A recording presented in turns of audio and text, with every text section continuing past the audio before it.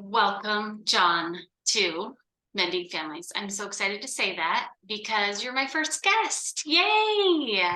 Yay. Thanks for being here. Yeah, thanks for having me. Of course, yeah. So before we jump into all the things, can you tell us a little bit about yourself? Yeah. Well, first of all, I'm married to you. Oh So yeah. that is super exciting. We have been married for almost 15 years. It'll be 15 years in May. And we have four lovely children, ranging from our oldest, who is 22 and out of the house and living her best life, all the way down to our 5-year-old. So we have kind of run the spectrum of kids and ages. I currently work at a university, working with college kids, kind of in the world of social work, case management. The majority of my career and experience is working with children, specifically in children who have been in abusive situations. So a social worker through Child Protective Services, and in the foster care world, licensing foster homes, and then kind of supervising the licensors in the foster homes in our region. And so most of my experience is in kind of child welfare. I have a degree in elementary education, and then I have a master's degree in theology. Well, that all makes sense with social work. Yeah, right. It's social justice. It's all Yeah, related. sure. You know, That's funny. Okay, so you mentioned we've been married for 15 years. yep, So I just wanted to talk a little bit about going back to that point when we first got married. You joined a family because I had Haley. Haley was seven when we got married, yep. 6 when we started dating. And so you joined a family. You stepped in as the dad role when there was already rules and systems and we had things in place already. So I would love for you just to talk a little bit about how that was for you. Yeah. I mean, I've shared with you pretty openly that prior to meeting you, I had never really thought or considered like, oh, I'll marry a single mom, or I will marry into a family, with children. But when I met you and when I met I our was daughter, just so hot and yeah, I attractive. mean, there's no doubt about that. There's no doubt about that. I was desperate, but also you were, no, just kidding, just kidding. Yeah, it's just not something that had ever really crossed my mind. Not that I had really ruled it out, but I don't know. It wasn't what I thought. And then, of course, I met you and I met our daughter, and I just thought, wow, this is amazing and this is great. And so it was a very quick learning curve. You might have Mm-hmm. to refresh my memory, but I can remember kind of obviously when things were getting serious. Mm-hmm. We had some conversations about parenting. I can remember kind of us trying to figure out a balance between, like, I didn't want to come in and just all of a sudden be like this authoritarian disciplinarian, like this guy's coming into the house and now he's laying down the rules. But we did also want to kind of establish like that I was a co-equal partner. Therefore, I was going to be parenting, and that meant like enforcing rules and things like that. And I mean, just co-parenting together. So I can remember being, I was pretty intimidated, but at the same time, I was really grateful that you were already doing it. In some ways, it was a relief because it was kind of like, she knows how to parent. She has a child. I don't. And so I'm Mm-hmm. glad that I have a partner who is doing it already. Yeah. What about when we had Kayana? So Kayana was the first child that we had together. I'm not Yeah. telling you this because you already knew that for our listeners. Yes. Yes. So what about when we had Kayana? How was that for you, knowing I had already done all of the pregnancy, birth, baby stuff, all of that? Yeah. I just remember for the most part being grateful. I don't remember thinking, oh, I wish we shared this moment together for the first time. I remember thinking like, I don't know how to hold a baby. I don't know how to feed a baby. I don't know what you do with a bottle and how it's ready. And so I just remember thinking like, this is awesome because I have somebody who knows how to take care of babies. I think there was times for sure as we went along, and certainly in the course of our marriage and raising kids, and to this day probably, where there's still moments where it's like, hey, we need to figure this out together, not just you've done it before so you have it the right way. Sure. We Yeah. need to be kind of thinking these things through. There's times probably when I was like, why are you doing that? But most of the time I think I just was pretty grateful that you knew what you were doing. Yeah. Well, not always. At least I thought you knew. You thought I knew what I was doing. Yes. Come to find out, neither of us knew what we were doing. You were keeping children alive, which was better than I probably thought I was gonna do. Sure. Okay, so kind of along those same lines, I know this about you, so I'm saying something that I know to be true. That you came into our marriage thinking you would parent one way, thinking maybe that I also shared in parenting a certain way, and then you didn't, and we didn't. So I'm wondering if you could talk about that, talk about the journey of you living your adult life thinking you're going to raise children a certain way and then having it look drastically different, maybe even up until today. Like even how we parent today is so different than how we parented even 5 years ago. Yeah. So can you take us on that journey? Yeah, I mean, it's funny looking back. I was, I think, 26 when we were dating, 27 when I got Mm-hmm. married. So like a little bit older-ish, but I think also pretty naive and pretty young. And so I wouldn't say that I had given a lot of thought in my whole life, like how I was going to raise kids. But I learned very quickly in a conversation with you that I was bringing stuff to the table that I just had assumed was the case because of the way I was raised, what I was taught. And specifically that involved corporal punishment. That's the Okay. fancy word basically for spanking. I just Sure. remember sometime during our engagement or during our time dating, we had this conversation and it just kind of came up and I said like, well, of course we will spank our kids, of Mm. course. And you kind of immediately pushed back on that. And for me, it just wasn't even a thought. It was built into me. And I'll kind of explain that in a little bit. Okay. But you know, in essence, growing up in a religious household and a religious system, um, spanking was almost the equivalent of being a Christian in the world that Mm. I grew up in. Mm-hmm. It was just a non-negotiable. And the interesting thing about it, I want to be very clear. The interesting thing is that I really didn't get spanked growing up. We've talked about this before, Okay. but I can Yep. remember I don't ever remember being spanked. There's a kind of a funny story in my family that my dad tells where like I did something when I was probably 3 or 4. My mom told my dad to spank me. And I remember this. I remember going into the bathroom and my dad clapping his hands and telling me to start crying because he didn't want to spank me, but he wanted to, my mom, to know that I got spanked. And and And that's that started really, your I know acting career. that started my acting career. Yes. Yeah, I'm sure there's trauma there somewhere, but I'm appreciative of my dad that he didn't follow through. Yeah. I Yeah. remember on one occasion, my younger brother being spanked, but it just wasn't like, it didn't happen very much. I have almost no memory. And yet, what I had gained from going to church my whole life, from being around church culture, was that when I'm a parent, I will spank my children because that's what a good Christian dad is supposed to do. And so when I had that conversation with you and you very quickly kind of put the brakes on that and said, whoa, whoa, whoa, hold on. Mm. We're not spanking our kids. It was a pretty kind of a watershed moment for us. It was kind of a big conversation Yeah. that I look back on as very pivotal in my life because I remember you gave me a scenario that for some reason had never even crossed my mind. You said, so let me get this straight. If our children hit another child, the way that we're going to teach them not to hit children is by hitting them. Mm-hmm. And I had just never thought about it. It had never crossed Sure. my mind and just planted a little seed. And it wasn't like that night I was like, oh, of Yeah. course, but it planted a seed in me that maybe I need to think this through a little bit better. Maybe I need to think this through a little deeper before I jump to conclusions. Yeah. Yeah. Yeah. Well, and I remember that as well. I remember that we have very different upbringings. I also was spanked, but in a different way. Yeah. And I'm sure I will share more about that in Yeah. later episodes. And so for me, that wasn't an automatic. Although I did spank Haley when she Mhm. was younger.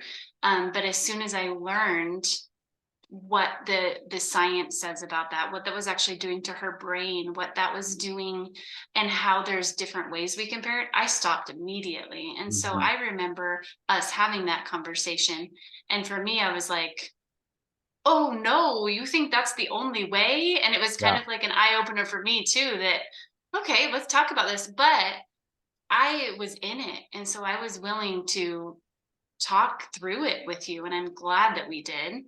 Yeah. So let's talk a little bit more now. Fast forward to today. Like Yeah. how do things look different for you today? Oh, well, yeah. I mean, they just look a lot different. I mean, first of all, Mm-hmm. I just want to say that again, I was young, I didn't have kids, I had this idea in mind. But I will tell you, the moment, I mean, number one, the moment I married you and married into, with Haley, it was very clear I wasn't going to be spanking.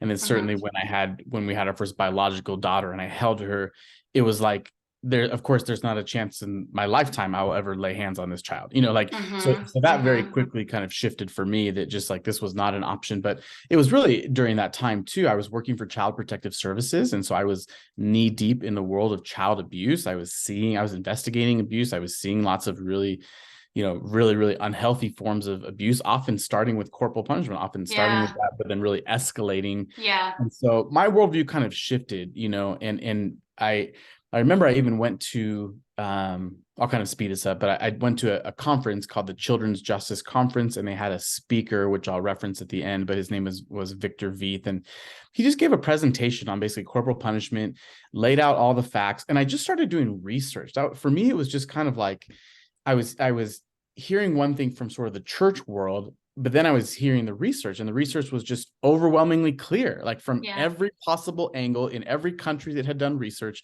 Corporal punishment is not good. It is not healthy for kids.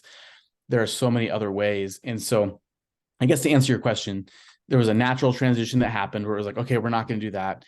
But even then we weren't perfect. We're still not perfect. But No. I think it was No. really probably, I mean, I don't know, 6, 7 years into our marriage where you really started studying trust-based relational Yeah. intervention, TBRI, trauma. We started using that language a lot. I was picking up some of that at work.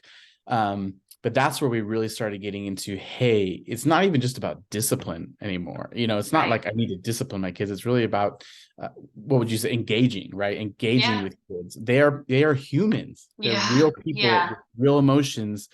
And I would never go into my work and I would never hit my coworker with a Right. paddle. I would never, we call that assault. Gosh. If you Yeah. if you hit an adult, let alone with a weapon, it's assault. And yet Mhm. we're doing to children, or people are telling us we should do that to little kids as young as 2 and 3 years old. It Mhm. became very clear to me that that was not a route to go.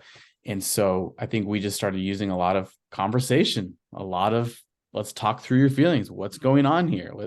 Are there other ways to kind of get the point across? And I have just found that to be really effective. Yeah. So let's talk about that a little bit, because I think culture, and you've referenced, you and I were raised in the church, different Mhm. um upbringings, and so different Yeah. perspectives of Yeah. how the church is involved in our lives. But so from a faith-based perspective, or a religious perspective, I should say, or even from a cultural perspective, Yeah. oftentimes dads are seen as, they are the disciplinarians. They are the ones, like, you're afraid of dad, like, don't let dad know, wait till dad gets home. Mhm. And they're seen as these, like, authoritative, like, oh, bringing down the, like, and so you definitely are not that.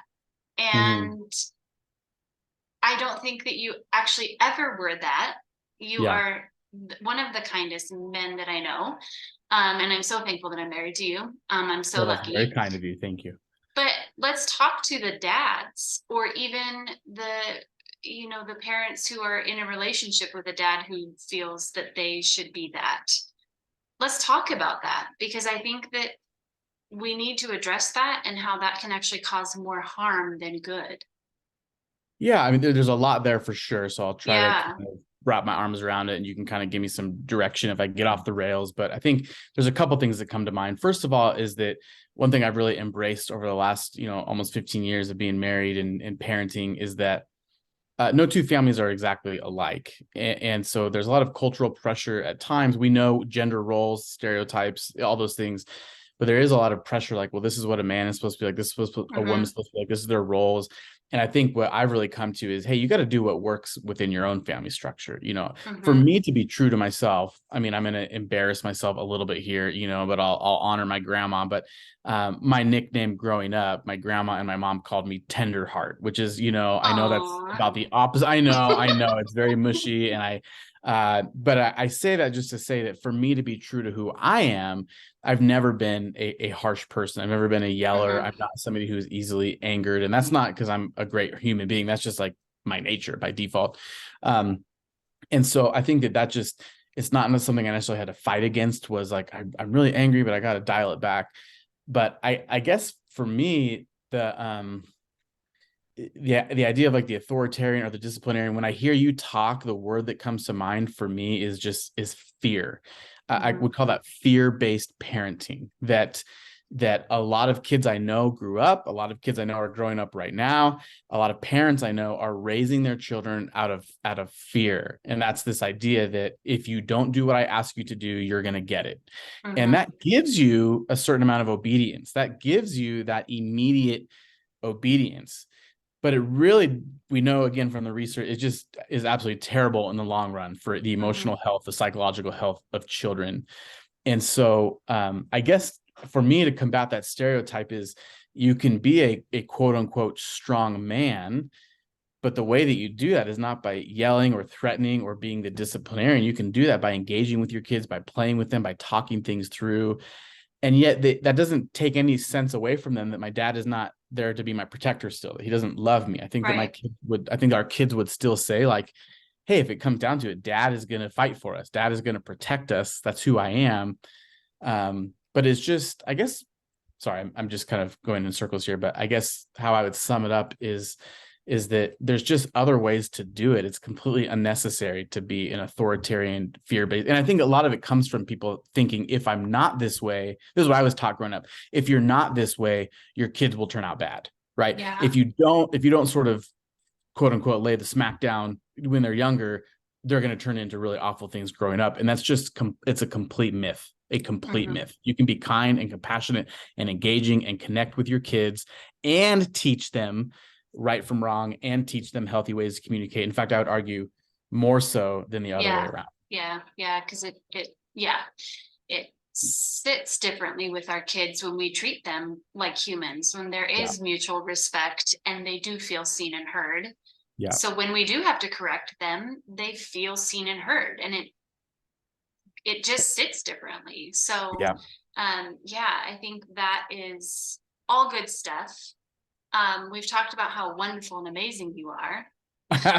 Yeah, let's keep going on that. What more do you want to hear about? I know, right? But I think we all know that we're human. And so there are things that you have struggled with in parenting, in life, in our marriage. But because this podcast is about parenting, I guess, it all relates to parenting.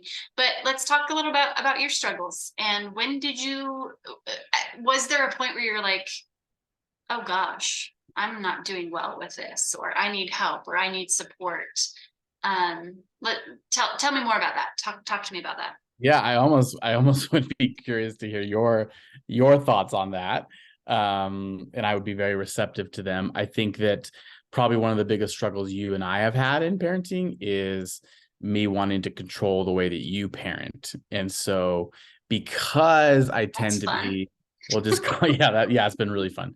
I would consider myself to be a little bit of a softie in terms of, I don't necessarily like to see anyone be uncomfortable. So one thing I don't like is suffering. I don't like when people are experiencing pain. I've been like that since I was little. And so sometimes with our kids, if I'm seeing them being disciplined, even in a healthy way or an appropriate way, but they're crying and they're having a breakdown, it like breaks my heart. And so I know that for a while there, I was kind of stepping in when you were engaging with our kids in any sort of teaching moment. If I would feel that anxiety of, oh, the child is amped up and escalated, and I will come in and save the day, or I'll come in and just be extra nice and kind. And that was certainly not healthy for our marriage, and really not healthy for the kids to see. And so I think I made I have no problem saying this. We go to counseling. We love counseling. We were in marriage counseling, working through some of these things. And it was something I had to work really hard at, was pulling back and saying, I trust my partner. I trust my wife. She's not, in any way, shape, or form abusing or hurting the kids. In fact, in some ways, you're laying down, you're holding them. I don't know how you boundaries. Phrase. Yeah, you're really setting boundaries with boundaries. them. Yeah, that's probably the easiest way to say it. You helped me see that you have to set boundaries at times, and I think I've come a long way in terms of allowing that. I still have relapses every once in a while, but for the most part, I think, and I've learned a lot from you too, and how you've done that, because you really are the expert in terms of the actual knowledge base of how to do trust-based relational intervention and trauma-based, parenting. I know. I think it's always funny when I have a weak moment and you're like, Melissa, TBRI. Yeah, Like, yes. thanks, Jon. Thanks for pointing out that I'm failing right now. Yeah, I But do I feel do like that. appreciate that. I do I feel like appreciate that. that's always the wild card that I have is like, hey, you are the actual practitioner. Are you actually What are you using those skills doing? right now? Because it doesn't sound like you are. What are you doing with your life, Melissa? Oh shoot, I was gonna say something. Um, darn it.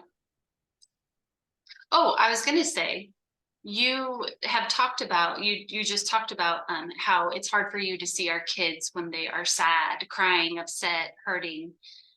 Um, but that's actually okay for kids to feel that way. Yeah.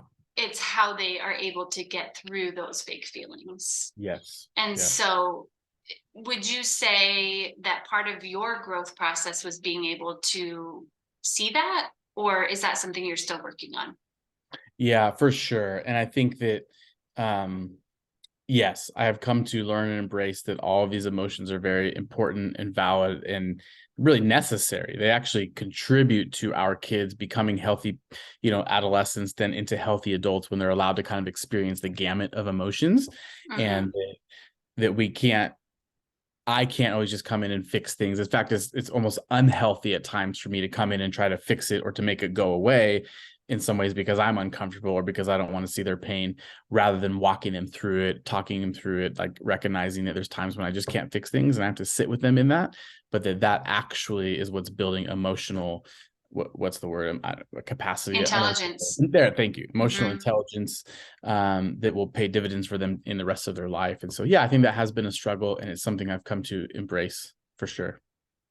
Do you think that you have experienced your own hard stuff that has led you to be that way? Led me to be what?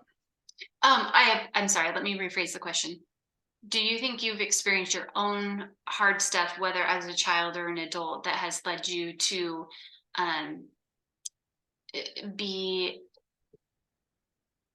what you using your words, a softie, and having a hard time when Yeah. Yeah, I think we've talked about that before. We come from very different backgrounds. You come from one of like a lot more trauma, I would say, and I know we've talked a lot about my own history. For the most part, I really didn't experience a lot of. I came from. Nobody's perfect, but I did not experience a lot of trauma. When we do the ACEs scale, right, I'm a 0 out of 10. look she's at you. she's shaking her head at me because she knows. And so I do think that some of like my childhood in terms of being quasi healthy, pretty healthy, not a lot of, there was no domestic violence. There was no substance abuse. Right. My parents almost never fought in front of us, which, we've talked about. Sometimes it's healthy to do, but so I think that had led to a lot of my discomfort when I was seeing that in our marriage or in our kids. I didn't maybe know how to handle it. I just hadn't been emotionally prepared of how to walk through some of these things. And I know one thing you have taught me a lot that comes from probably Karen Purvis and some other people, but is this idea is that repair is actually more important and can be more powerful than if the disruption never happens. And that was Yeah. really hard for me to get my arms around. Do you want to kind of explain that, kind of the repair versus, Yeah, we just know that if we are perfect parents and never do anything wrong and are always on the right foot and handling situations just perfectly every time, then our kids don't get to experience what a rupture is. They don't get to experience what happens when there's a disagreement, when there's conflict. And then following on those same lines, they don't get to experience what it is to repair in a relationship. yeah, So then they grow up to be adults that are uncomfortable with any kind of conflict yeah, and who don't know how to repair that relationship and may just walk away from relationships that have the potential to be healthy in their lives. So we do know that rupture and repair is part of what our brain needs as a child to learn that skill and again grow our emotional intelligence so that we can be health in relationships in a healthier way as adults. yeah. And I Um, think I didn't really experience a lot of rupture growing up, and so I didn't experience mhm. that repair, and I just didn't know really what to do with it. And so my goal was to avoid suffering at all costs. And I've just Mm, really learned, probably even embraced in the last 2 to 3 years, this idea that nope, this stuff is going to happen and we're going to walk through it. And especially if I make a mistake, especially if, we've kind of presented here like, oh, Jon is so great and kind all the time, but I certainly have my moments where, I'm quick to judge or quick to not yeah. listen. And I yeah, to mean, say I mean, that. And so the ability just to tell my own children, hey, dad totally blew it there. Dad messed up. I'm so sorry. I didn't mean to do that. Will you forgive me? It really does create a positive bond that wouldn't have happened had there not been that rupture. So yeah, that's good. Okay, well, we are coming to the end of our time. what? So I How know already? That's it's so much moving so more fast. knowledge to We're drop on people. well, so I was going to ask, do you have any last thoughts before I do our final questions? Yeah, I think probably the biggest thing that I would, and I want to be clear, I'm sort of what I'm going to call myself like a lay person, right? So I don't have a degree in child development. You are the sort of the expert.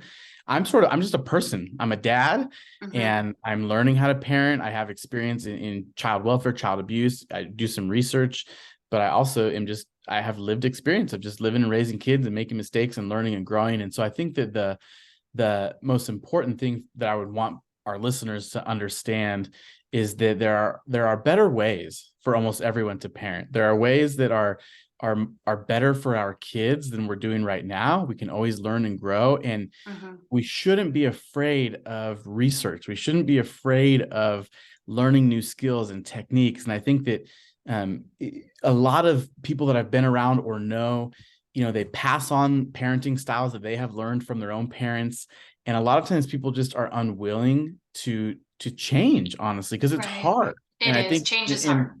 and I don't want to keep harping on like the corporal punishment thing. I think that's maybe even a podcast for another day, a whole Yeah. conversation of that, because it's near and dear to my heart in Mm-hmm. terms of particularly, well, parents honestly just not hitting their children as a form of discipline. But I think that sometimes we have to be humble enough to say, hey, if the research is saying this, I want to be open to that. And I think that we take things into our life, and this is probably a bad example, but it's like at a certain point in life, tobacco was viewed as good, and there are people that Mm-hmm. would say, hey, take tobacco because that's actually what will heal these things. And I know Mm-hmm. people who say like, well, my grandpa smoked a pack a day for 50 years and it actually made him stronger. And it's like, we know that all the research right now says tobacco is not good for you. Like that's Mm-hmm. nobody debates now whether smoking is good for you.